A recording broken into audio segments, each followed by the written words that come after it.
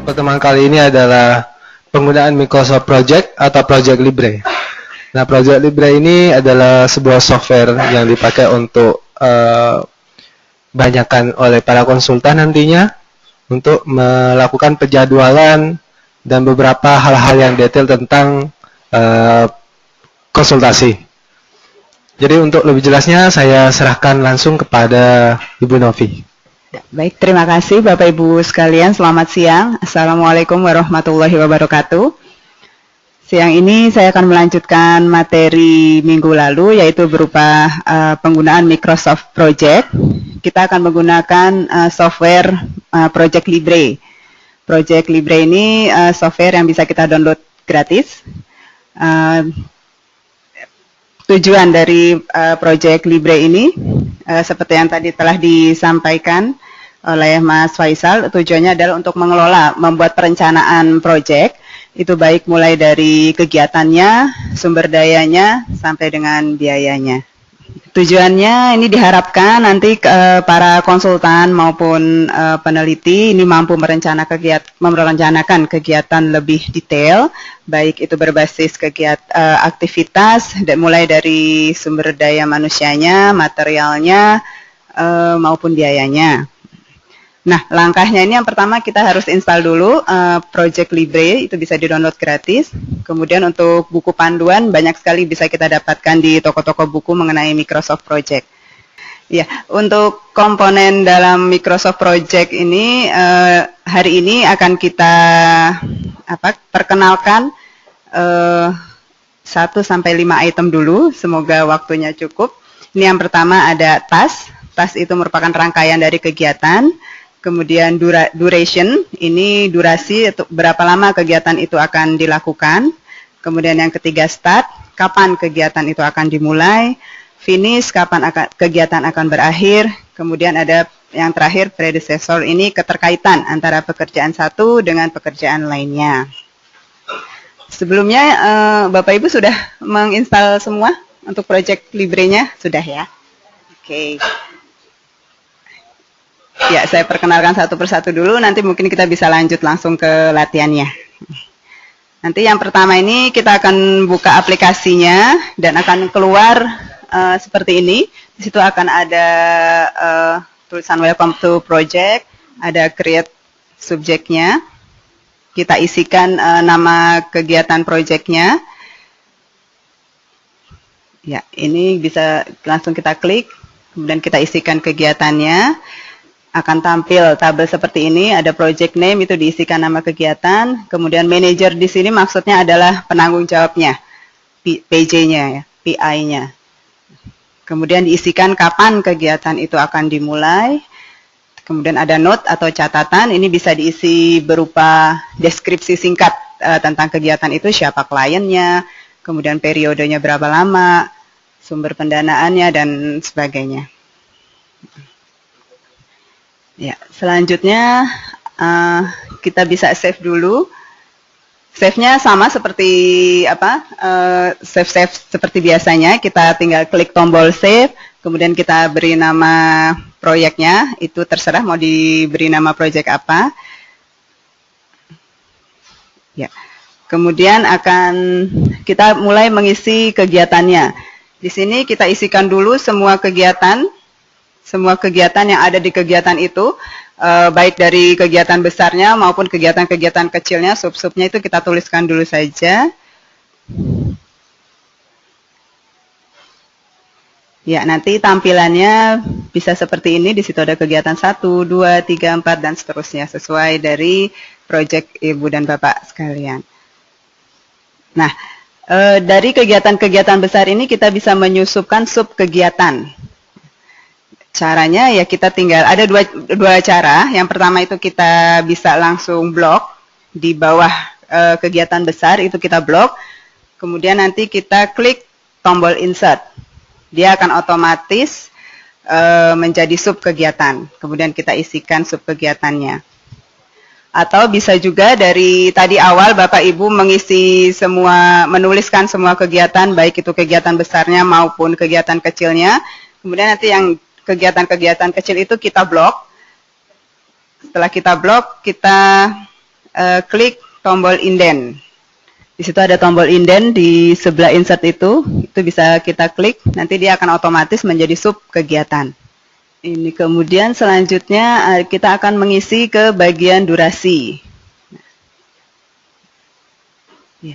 Durasi ini berapa kegiatan itu akan dilakukan. Nah, durasi ini nanti kaitannya dengan tombol kolom start dan finish. Jadi kolom durasi, start dan finish ini sudah ada rumusnya. Nanti Bapak Ibu tinggal pilih saja mau diisi durasi dulu, kemudian start. Nanti yang finishnya akan otomatis timbul.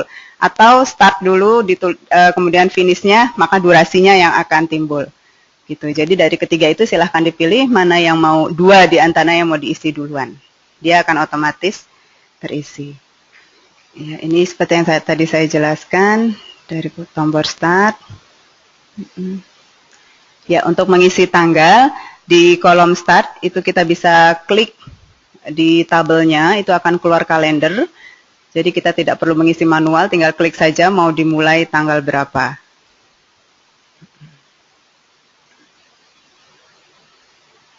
Iya.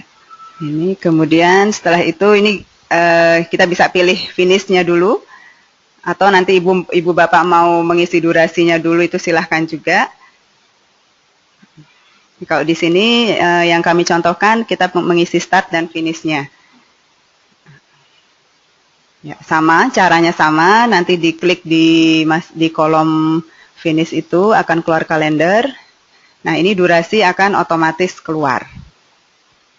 Jadi kalau kita mengisi start dan finish berarti start tambah finish akan keluar durasi. Kalau kita mengisi durasi dengan start maka durasi dikurang start akan muncul finishnya. Ini penjelasannya. Ya, maka kurang lebih tampilannya nanti akan seperti ini. Selanjutnya adalah predecessor. Predecessor ini keterkaitan antara kegiatan satu dengan kegiatan lainnya.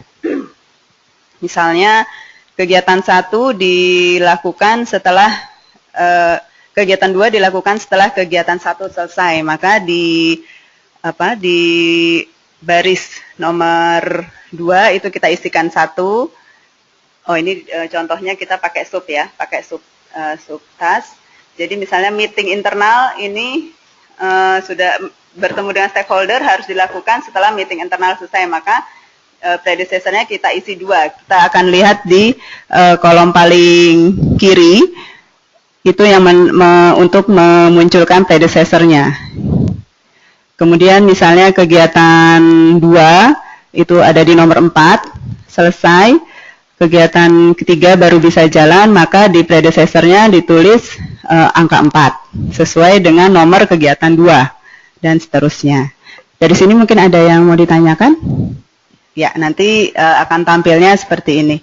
Dia akan muncul tanda panah yang menjelaskan bahwa kegiatan 3 dilakukan setelah kegiatan 2 selesai, kegiatan 4 dilakukan setelah kegiatan 1 selesai, dan seterusnya. Ya. Sepertinya materinya sampai sini dulu. Mungkin kalau ada pertanyaan dari Bapak Ibu. Kalau misalnya kegiatan 2 itu bersama-sama dengan kegiatan 3 waktunya, baru setelah itu kegiatan 4 itu bagaimana menulisnya? Iya, di dalam predecessor ini kita mengenal ada 4 macam metode. Itu yang pertama finish to start, di mana kegiatan B atau kegiatan kedua itu baru bisa mulai ketika kegiatan pertama selesai. Ada juga metode start to start, jadi dia berbarengan. Jadi kegiatan B baru bisa dimulai ketika kegiatan yang A-nya juga dimulai. Jadi nanti kita tinggal tambahkan rumusnya saja. Misalnya di kegiatan 4 bersama dengan kegiatan 5, maka di kolom yang baris 4 itu diisikan baris yang kelima diisikan 4 SS misalnya. Itu berarti kegiatan itu akan berjalan bersamaan. Gitu. Jadi nanti akan timbul. Nanti mungkin di latihannya bisa ini ya Bu ya, bisa lebih jelas. Kemudian status start, ada juga start to finish, di mana kegiatan B itu baru bisa mulai ketika kegiatan A-nya selesai. Nah, kemudian ada juga selain 4 metode tadi, itu kita mengenal juga ada time sama lead time, di mana misalnya kegiatan kedua itu bisa kita mulai 2 hari setelah kegiatan pertama selesai. Itu maka kita nulisnya 1 FS plus 1. Itu maka nanti di grafiknya, di gancarnya itu akan terlihat hubungan-hubungannya. Begitu. Ya. Mungkin ada lagi yang lainnya. Kalau nggak ada, mungkin kita bisa langsung praktik aja ya. Baik, selamat siang Bapak Ibu sekalian yang ada di ruang lantai 3 Lab Leadership maupun yang berada di join oleh webinar. Di sini kita akan memulai. Bapak Ibu bisa klik untuk Project Libre-nya. Sekarang kita akan mulai dengan Project Libre. Nah, di sini akan tampilan yang pertama akan seperti ini. Ini kita besarkan dulu screen-nya. Ternyata tidak bisa besarkan. Jadi di sini kita akan memulai dengan ada beberapa tips yang mungkin nanti Bapak Ibu bisa baca lebih lanjut terkait dengan beberapa tips yang terkait Project Libre di sini. Dan kalau kita close, nah di sini akan muncul Create Project. Jadi Bapak Ibu di sini, saya boleh berdiri atau harus ini? Jadi Bapak Ibu bisa untuk langsung Create Project, artinya saya akan berputar untuk melihat rencana dari Bapak Ibu yang ada di ruangan ini, karena saya tidak berputar untuk yang berada di webinar. Tapi nanti jika Bapak Ibu kesulitan bisa bertanya langsung atau bisa melalui chatting ya Mbak Lastri ya. Oke, baik, sekarang kita akan mulai dengan Create Project. Nah, pada saat kita klik Create Project, di sini akan muncul kotak atau dialog, kotak dialog di sini. Silakan isi project name dari masing-masing kegiatan yang Bapak Ibu saat ini sedang atau akan dilaksanakan. Jadi kita akan ketikkan terlebih dahulu di sini untuk silakan ketikkan nama project masing-masing dari Bapak Ibu yang akan dilakukan. Sini silakan tulis studi kebijakan Dinas Kesehatan. Ini adalah salah satu contoh ya Bapak Ibu ya, nanti bisa disesuaikan. Nah di sini manajernya adalah para ketua tim, artinya atau misalnya penanggung jawab program. Di sini bisa ditulis misalnya saya yang bertanggung jawab. Kemudian di sini kita akan ada tanda panah kecil di sini. Itu akan dimulainya kapan? Silakan ditentukan, bisa dimulai dari hari ini tanggal 29 April atau bisa juga dimulai nanti, saya maunya itu dimulai bulan Mei atau bulan Juni. Silakan diklik di kolom sebelah sini. Oke, di tanda panah seperti ini, silakan diikuti. Karena tanggal 1-2 adalah tanggal libur, kemudian kita akan mulai misalnya tanggal 4 ya. Jadi di sini akan secara otomatis berubah tanggal 4 bulan Mei tahun 2015. Kemudian jika ada catatan-catatan khusus, silakan ditulis di sini. Misalnya catatannya adalah kegiatan ini bertujuan untuk, silakan ditulis apa gitu, atau sesuaikan dengan topik dari masing-masing yang Bapak Ibu akan laksanakan. Nanti Mbak Novi akan bantu untuk technical assistant untuk Bapak Ibu yang berada di ruangan ini. Silakan. Sampai di sini sudah jelas? Baik, jika sudah jelas, kita akan klik OK. Nah, kalau sudah OK di sini, maka tampilannya akan berubah seperti ini. Silakan di maximize atau di layarnya bisa full dulu. Setelah oke, kemudian kita akan simpan dulu. Simpan sangat mudah, supaya kita menjadi baseline awal, kita simpan dulu. Di sini ada tanda seperti disket ya. Kita sudah tidak menemukan disket ya. Disket itu adalah sebelum kita menemukan USB itu ada disket. Nah ini tanda seperti disket ini. Tanda Bapak Ibu bisa menyimpannya di sini, bisa di save. Kemudian bisa di save di, silahkan di save di mana yang Bapak Ibu nanti mudah untuk mengingatnya, mudah untuk merecall kembali filenya. Saya simpan dulu. Nanti belakangnya akan muncul nama projectnya apa, .pod, itu project librenya. Jadi jika sudah Bapak Ibu sudah oke, simpan, tampilannya akan seperti ini, seperti yang di layar Bapak Ibu sekalian. Jadi kita akan memulai dengan setelah nanti di save dulu ya supaya tidak hilang apa yang sudah Bapak Ibu ketik, di save dulu. Kemudian sekarang kita akan memulai menuliskan kegiatan apa saja yang akan Bapak Ibu lakukan. Yaitu di kolom pertama di sini ada name. Kita akan tuliskan rangkaian kegiatannya dulu ya. Jadi tuliskan kegiatan-kegiatan besar apa yang Bapak Ibu akan lakukan. Misalnya kita akan bagi dalam 4 tahapan ya. Kalau di manajemen project kan ada 4 tahapan. Jadi dari tahap inisiasi, kemudian ada persiapan, kemudian ada pelaksanaan atau implementasi. Kemudian ada yang terakhir adalah fase terminasi. Oke. Jadi 4 tahapan ini yang ada di dalam manajemen project. Nanti ini adalah konsep besarnya dulu ya. Kemarin sudah minggu untuk yang pertama dari Prof. Laksono juga sudah menyebutkan itu apa project manajemen dan sebagainya. Ini kita akan istilahnya berbagi, Bapak Ibu bisa memasukkan seluruh kegiatannya sesuai dengan tahapan yang ada. Yang pertama misalnya tahap inisiasi. Oke, pada saat inisiasi mungkin Bapak Ibu bisa menyisipkan kegiatannya apa aja kira-kira dalam tahap inisiasi ini. Penyusunan proposal sudah selesai? Penyusunan proposal. Pra-proposal ya, penyusunan pra-proposal. Oke, ketika ini Bapak Ibu sudah mempersiapkan kerangka besarnya, kita akan insertkan untuk sub-sub kegiatan di bawahnya.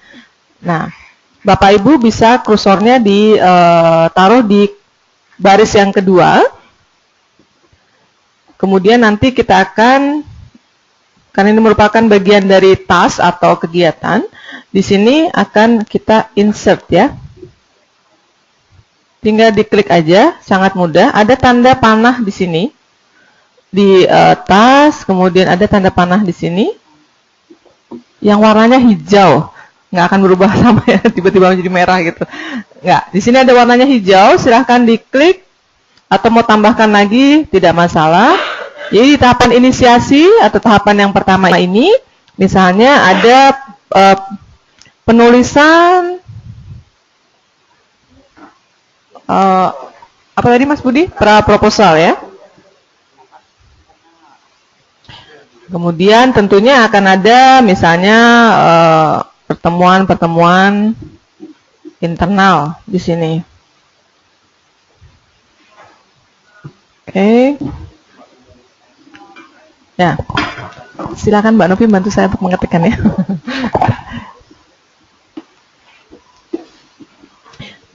Baik. Karena di sini penulisan pra-proposal dan pertemuan internal merupakan bagian dari inisiasi, tahapan inisiasi, maka penulisan proposal bisa kita indent atau kita masukkan sebagai sub dari bagian inisiasi. Silahkan di-indent, Mbak Novi. Ya. Kemudian pertemuan internal juga di-indent. Silahkan, indent ini merupakan sub kegiatan dari tahapan inisiasi, sehingga inisiasi ini menjadi cetak tebal atau bold. Itu karena dia mempunyai sub kegiatan di bawahnya. Seperti itu. Sampai di sini ada pertanyaan? Masih bisa Ibu. Jadi jangan khawatir, Bapak Ibu masih bisa insertkan atau misalnya di dalam pertemuan internal itu akan ada sub lagi dari kegiatan, silakan diinsert, kemudian ditulis, diindenkan kembali. Mungkin bisa diberi contoh Mbak Novi. Diinsert. Misalnya di dalam pertemuan internal itu perlu adanya diskusi diskusi awal misalnya, diskusi awal per kelompok misalnya seperti itu, karena ini merupakan bagian. Jadi diketik aja dulu diskusi awal kelompok, karena ini merupakan bagian dari pertemuan internal, itu bisa disubkan lagi dalam pertemuan internal. Silakan diindenkan. Ya, jadi di sini kemudian pertemuan internal akan menjadi diskusi akan menjadi subbagian dari pertemuan internal dan dia akan menjadi board seperti itu. Jadi bisa ditambahkan di persiapan-persiapan tahapan berikutnya. Mungkin Mbak Novi bisa mendetilkan kembali di tahap persiapan kira-kira apa yang bisa masuk. Silakan Bapak Ibu, saya akan berkeliling untuk membantu Bapak Ibu di sini. Untuk kira-kira silakan dimasukkan sesuai dengan proposalnya masing-masing. Artinya tidak tergantung, ini kami akan memberikan contoh salah satu kegiatan yang memang akan dilakukan, tapi Bapak Ibu akan lebih implementatif jika melakukannya berdasarkan dengan proposal yang sudah ada. Seperti itu. Jika ada pertanyaan bisa online atau bisa nanti kita akan sambungkan, atau bisa juga melalui chatting ya. Oke, baik. Mungkin sudah dibuat untuk yang untuk yang tasnya dulu, rangkaian pekerjaan apa yang akan dilakukan. Baik, jadi kita masih perlu waktu untuk memasukkan. Saya beri waktu lagi 5 menit ya untuk Bapak Ibu mencoba untuk melengkapi dulu sekiranya apa yang kegiatan apa saja yang akan dilaksanakan, kemudian dilengkapi untuk sub-sub kegiatannya. Terus kemudian nanti setelah kita memasukkan kegiatan-kegiatan, kita akan beralih ke kolom berikutnya terkait dengan durasi, terkait dengan kapan mulainya, kapan berakhirnya. Karena tadi ada pertanyaan menarik bahwa biasanya di pusat-pusat penelitian ya, pusat kajian seperti PKMK itu